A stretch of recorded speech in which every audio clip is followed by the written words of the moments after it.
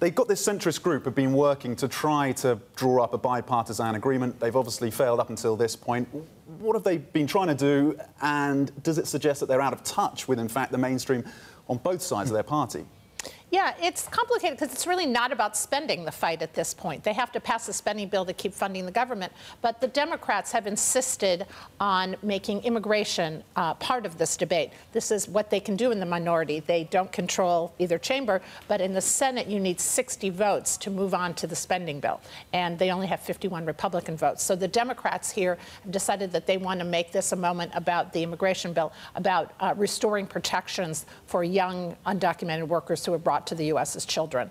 And some Republicans are willing to give them a vote in the future if they can get their votes now to move on spending. Others are not, and say that the Democrats should be punished for doing this. So it's really getting enough leadership, Republicans, to say, all right, we'll let them have that vote later on, and they haven't gotten there yet. Is that why they pushed it back? Because early this morning, we were just talking about this here, that the vote was supposed to take place, well, 2 p.m. Hong Kong time. They were supposed to have a vote at 1 a.m. Washington time. That's obviously been moved to noon on Monday.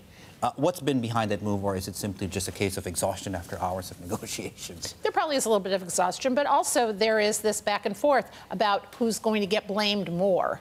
And there's some Republicans who have literally said that they want the Democrats to be punished for making this happen. The president has also gotten involved. There has been talk that he had wanted more border money then to be part of a deal, and that made, and other people said, well, hold on, we didn't expect that.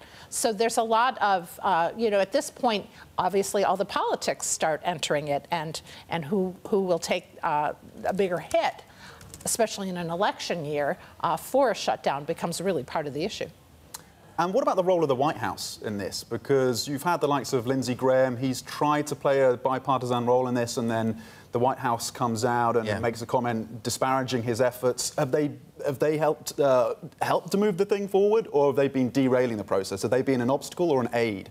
Well, it's back and forth, because at one point it looked like the White House was on board about this deal, but then the comments about Lindsey Graham didn't help. Also, there's been talk that Steve Miller, one of the White House aides, has really not been helpful in this as well, has been somewhat obstructionist, and that his comments, the president would say one thing and an aide would say another thing. So, and on the question of who gets blamed, I think a lot of voters blame everybody. They see the majority, the Republicans having the majority of both houses and the White House, and they say, well, they're in charge. Can't they do something? Yet, of course, the Democrats chose to fight on this issue, on the immigration issue, and the White House is making a lot of that. So there'll be some blame there, What's too. coming out? I mean, I was about to ask you that, Jodi.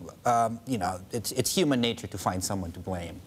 In this case, especially in Washington. Especially in Washington, where it's very easy to point fingers. But what are the messages coming out of Washington right now in terms of who is taking most of the blame? It's still early because, frankly, because it started over the weekend, you haven't seen a lot of the effects. Starting on Monday morning, you'll see effects. National parks will be closed.